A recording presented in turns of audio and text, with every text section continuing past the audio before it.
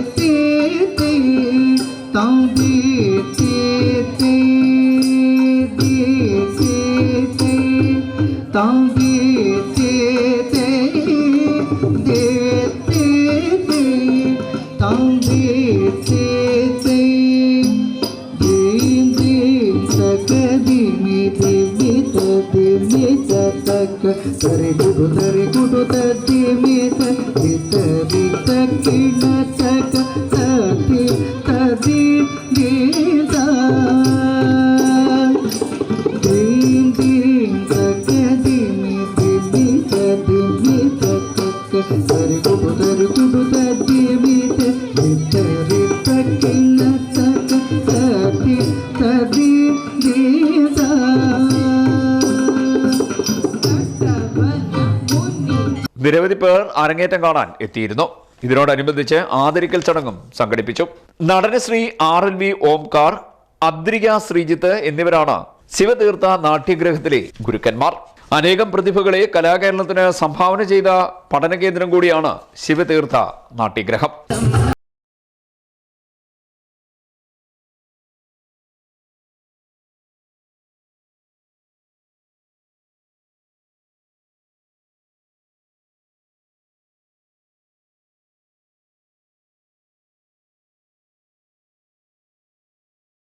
Kayamkulam.